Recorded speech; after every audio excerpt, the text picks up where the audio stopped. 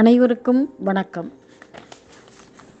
இப்பொழுது நம்ம பார்க்க போகிறது என்னென்னா, யாருக்கெல்லாம் பித்ருதோஷம், இந்த தோஷம் எப்படி போக்கணும் அப்படிங்கிறத பார்க்க போகிறோம்.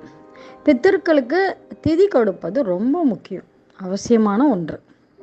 நமது முன்னோர்கள் இதை கடைபிடிச்சிட்டு தான் வந்துட்டு இருந்திருக்காங்க. ஆனால் இப்போ நம்முடைய முன்னோர்கள் வாழ்ந்த காலகட்டத்தில் நிறைய விஷயங்கள், நிறைய ஆசை, கற்பனை, நிறைய விருப்பங்கள் மனதில் இருக்கும். யாருக்கு? நம்முடைய முன்னோர்களுக்கு இந்த ஆசைகள், இந்த மாதிரி ஒரு கற்பனை, நிறைய விருப்பங்களோடு இருந்திருப்பாங்க. இந்த விஷயங்களை அவங்க அனுபவிக்காமல் இறந்து போயிருக்கலாம். ஆசைகள் நிறைவேறாமலேயே அவங்களுடைய ஆன்மா போயிடும்.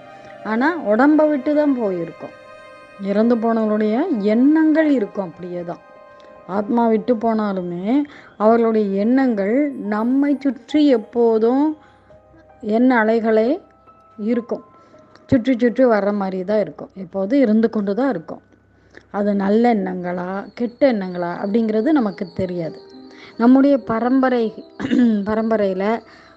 பரம்பரையில் இருக்கவங்க குடும்பத்தை பாதிக்கக்கூடாது இல்லையா? அதனால்தான் அவங்களுக்கு திதி கொடுக்குறோம். இறந்தவர்களுக்கு திதி கொடுக்கணும் கண்டிப்பாக. சரி, அப்போ யாருக்கெல்லாம் பித்ரு தோஷம் இருக்கும், எந்தெந்த நட்சத்திரங்கள் அப்படின்னும் போது, பூசம், விஷாகம், சதயம், இந்த 3 நட்சத்திரத்தில் பிறந்தவங்களுக்கு இவங்களுடைய பரம்பரையில் இந்த முன்னோர்களுக்கு ஒழுங்காக திதி கொடுக்காம விட்டு போயிருக்கோம். அதே மாதிரி ராசி நட்சத்திரமாக இருந்தாலும் சரி, லக்ன புள்ளியாக இருந்தாலும் சரி, அந்த பூஷம், விஷாக, சதயம் இந்த நட்சத்திரத்தில் பிறந்தவங்களுக்கு கண்டிப்பாக அந்த பித்ரு தோஷம் இருக்கும். அப்புறம் மறுபடியும் இந்த லக்னத்தில் குருவோ, அப்புறம் 5ல் குருவோ, 7ல் குருவோ, 9ல் குரு, அதாவது பாவங்கள் லக்னத்தில் 5ஆம் பாவத்தில், 7ஆம் பாவத்தில், 9ஆம் பாவத்தில் குரு இருக்காரு, அங்கே அமர்ந்திருக்கிறார் அப்படின்னா இவங்களுடைய பரம்பரையில் முன்னோர்களுக்கு திதி கொடுக்காம இருந்திருப்பாங்க. ஸோ அதனால் இவங்களுக்கெல்லாம் இந்த பித்ரு தோஷம் அப்படிங்கிறது இருக்குது.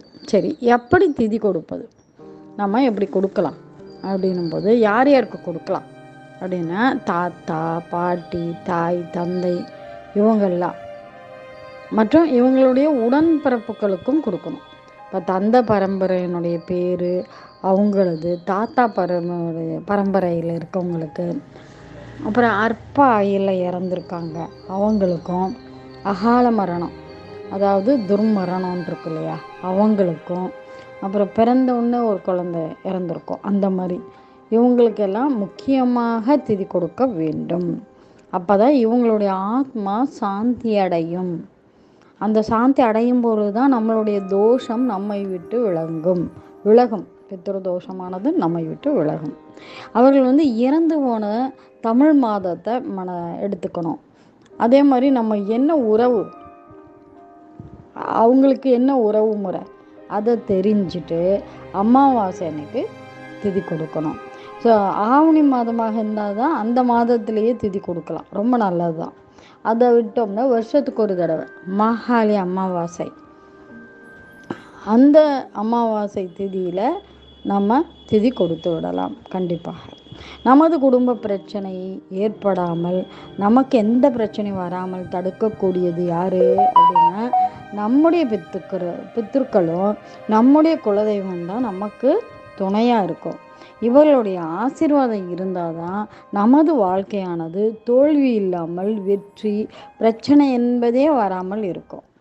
ஸோ அதனால் நாம் தோய்வடையாமல் என்ன செய்யணும்னா, நம்ம பித்ருக்களுக்கு பித்ரு தோஷம் இப்போ நமக்கு இருக்கா அப்படிங்கிறத தெரிஞ்சுக்கிறோம். இந்த லக்னத்தை வச்சு, ராசியை வச்சு, லக்ன புள்ளியை வச்சு நம்ம தெரிஞ்சுட்டு ஸோ நம்ம பித்ரு தோஷம் இல்லாமல் பார்த்துக்கணுன்னா நமது முன்னோர்களுக்கு எல்லாம் தெரிஞ்சு வச்சுக்கணும்.